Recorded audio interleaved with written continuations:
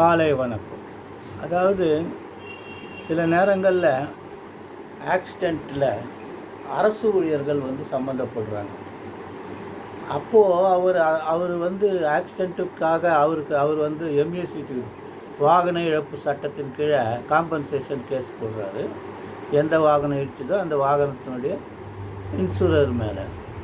அதே நேரத்தில் சில மாநில அரசுகளில் இப்படி அகால மரணம் அடைகிற அரசு ஊழியர்களுக்குன்னு நிதி உதவி செய்வதற்காக ஒரு சில விதிகள் இருக்குது. அந்த விதிகள் பிரகாரம் அவருக்கு கிடைக்கிற பணம் இந்த எம்ஏசிடி ஓபியில் அவார்டு பண்ண போகிற பணம் கழிக்கணுமா வேணாமான்றது தான் ஒரு இஷ்யூவாக இருக்குது. இது சுப்ரீம் கோர்ட்டு டிசைட் பண்ணியிருக்கு. AR 2026 supreme court 1188. AR 2026 supreme court 1188 Reliance general insurance company versus Kanika and others.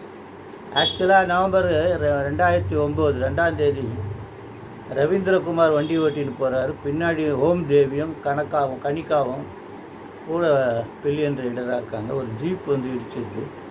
ஓம் தேவி இறந்துடுறாங்க. மற்ற 2 பேருக்கு இன்ஜுரிஸ். இந்த ஓம் தேவி MPHW இன் பிஹெச்சி சாரா மருத்துவமனையில் வேலை செஞ்சுருக்காங்க போல இருக்குது. 21,805 ரூபா பிரதி மாதம் சம்பளம் வாங்கிட்டுருக்காங்க. அதனால் இவங்க மெயின்டெனன்ஸ் அவார்டு போடும்போது 8,80,000 ரூபாய்க்கு அவார்டு ஆகுது. அதுக்கு மேலே இவங்க ஹைகோர்ட்டுக்கு போகிறாங்க. ஹைகோர்ட் 29,09,240 ரூபா கொடுத்துட்டு இந்த ஓம் தேவிக்கு 2006 விதிகள் பிரகாரம் அகால மரணத்திற்காக இழப்பீடு கொடுக்குற தொகையை அது குறைக்கணும்னு ஒரு உத்தரவு போட்டுருக்காங்க. அதுக்கப்புறம் என்ன ஆகுதுன்னா அதுக்கப்புறம் ரெவ்யூ அப்ளிகேஷன் போடுறாங்க. அது விட்ரா பண்ணிக்கிறாங்க. அதுக்கப்புறம் 151, 152 சிபிசியில் கிளாரிஃபிகேஷன் போடுறாங்க.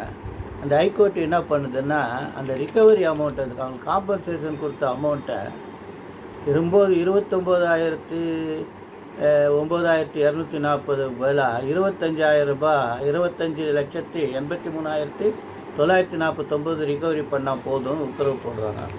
அது அகைன்ஸ்டாக தான் சுப்ரீம் கோர்ட்டுக்கு போகுது. சுப்ரீம் கோர்ட் என்ன சொல்லுதுன்னா ஓகேப்பா கரெக்ட் தான், முதல்ல போட்ட ஹைகோர்ட்டு உத்தரவு தான் கரெக்டு. அவங்க 29,09,240 அந்த ரூல்ஸ் பிரகாரம் கிடைக்கிற அந்த தொகையை கழிக்கலாம். அதுக்கப்புறம் 151, 152 கிளாரிஃபிகேஷன் பென்ஷனில் உயர்நீதிமன்றம் அதை குறைச்சது அது ஏற்றுக்கொள்ள முடியாதுன்னு சொல்லி அதை ரெஸ்டோர் பண்ணிட்டாங்க. கீழ்கோர்ட்டில் ஃபஸ்ட்டு போட்ட ஹைகோர்ட்டு உத்தரவை ரெஸ்டோர் பண்ணிட்டு பணத்தை கொடுக்க சொல்லி உத்தரவு. இதில் என்னென்னா இந்த உயர்நீதிமன்றம் Sasi Sharma case Reliance general Sasi Sharma கேஸை டிஸ்கஸ் பண்ணியிருக்காங்க.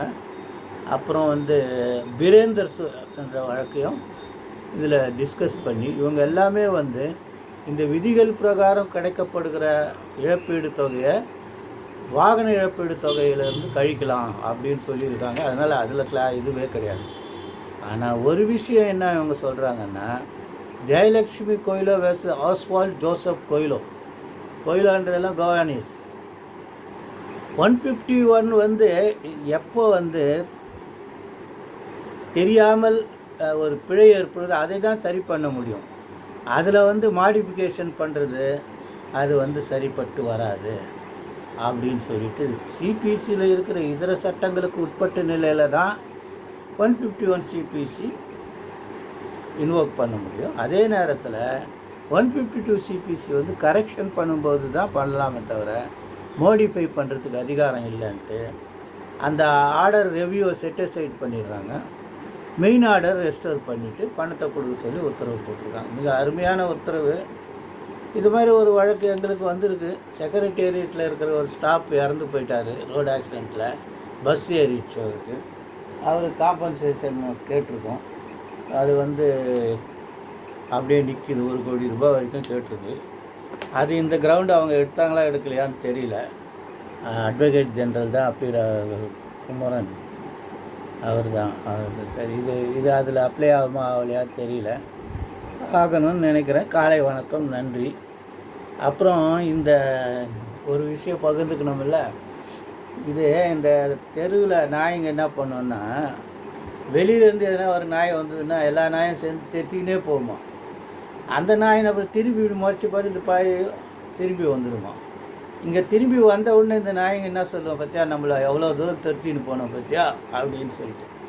அந்த மாதிரி கண்மூடித்தனமாக ஒரு நல்ல வாய்ப்பை, பெண்களுக்கு கிடைக்கக்கூடிய வாய்ப்பை கண்மூடித்தனமாக சில விஷயங்களை வச்சு தோக்கடிச்சிட்டாங்க. தோக்கடிச்சானா என்ன, 3/2 பங்கு இல்லை. இவங்க வந்து இது பொதுவான விஷயம், மக்களுக்கு தொகுதி வரையும் இதையும் எல்லாம் சேர்த்து செய்யலான்ற ஒரு உத்தரவுக்கு வந்து இவங்க ஆட்சேபித்து இதில் வந்து ஒரு மாபெரும் வெற்றியாக என்னவோ சொல்கிறாங்க. கேவலமாக இருக்குது. தமிழ்நாட்டில் 3 பகுதியினர் வந்து திராவிட முன்னேற்ற கழகத்துக்கு வாக்குகள் போடப்படுவதில் உறுதி எடுத்திருக்காங்க. அதில் ஒன்று,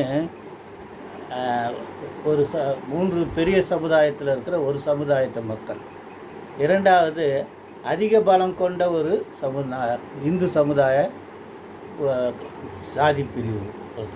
இப்போ இறுதியாக பெண்கள் எல்லாமே, படித்த பெண்கள், பிச்சை எடுக்காத பெண்கள், 1000 கிடைக்குமா 2000 கிடைக்குமான்னு எடுக்காத பெண்கள்லாம், ஏன்னா அவங்களுக்கு அது எம்பினா இதெல்லாம் ஒன்றும் தெரியாது, அவங்களுக்கு கிடைக்கக்கூடிய வாய்ப்பை தட்டி பறித்து விட்டார்கள் என்ற ஆதங்கத்தோடு இந்தியா முழுவதும் எல்லா இடங்கள்லையும் இந்த காங்கிரஸுக்கு எதிராகவும், பர்டிகுலர் தமிழ்நாட்டில் திமுகவுக்கு வந்து படுதோல்வியை கொடுக்கக்கூடிய வாய்ப்பு இருக்குது.